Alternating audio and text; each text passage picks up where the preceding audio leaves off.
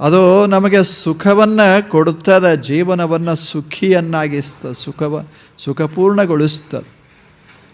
ಅದಕ್ಕಿದು ಸದ್ಭಾವ ಸಂಪದ. ಇದು ತ್ರಿವಿರೇತ್ಯ ಸಂಧಿಂ.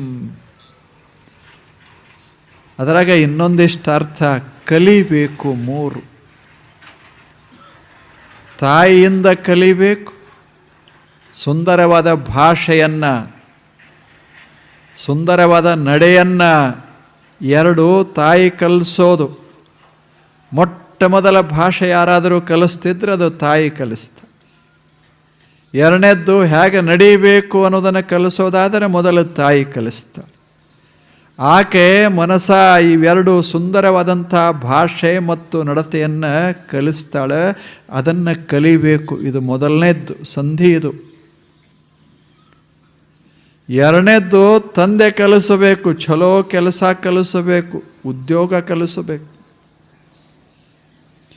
ಸಮಾಜದಲ್ಲಿ ಹೆಂಗೆ ಬದುಕಬೇಕು ಅನ್ನೋದನ್ನು ಕಲಿಸಬೇಕು, ಒಂದು ಸುಂದರ ಉದ್ಯಮ ಕಲಿಸಬೇಕು ತಂದೆ.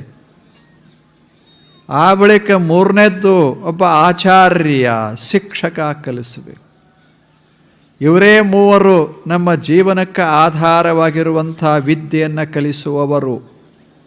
ಭಾಷೆ ಇಲ್ಲದ ಜೀವನ ಬರಿದಾಗ್ತದೆ, ಉದ್ಯೋಗವಿಲ್ಲದಂಥ ಜೀವನ ಬಡವಾಗ್ತದೆ. ಆ ಬಳಿಕ 3ನೇದ್ದು ಜ್ಞಾನವಿಲ್ಲದಂಥ ಜೀವನಕ್ಕೆ ಶೋಭೆ ಬರೋದಿಲ್ಲ. ಶಿಕ್ಷಕ ಜ್ಞಾನವನ್ನು ಕೊಡ್ತಾನೆ, ಜಗತ್ತಿನ ಜ್ಞಾನವನ್ನು ಕೊಡ್ತಾನೆ. ತಂದೆ ಬದುಕಿನ ಜ್ಞಾನವನ್ನು ಕೊಡ್ತಾನೆ. ತಾಯಿ ಸುಂದರ ಭಾಷೆ ಮತ್ತು ಸಂಸ್ಕೃತಿಯನ್ನು ಕೊಡ್ತಾಳೆ. ಈ 3ರ ಸಂಧಿ ಇರಬೇಕು ಮನುಷ್ಯ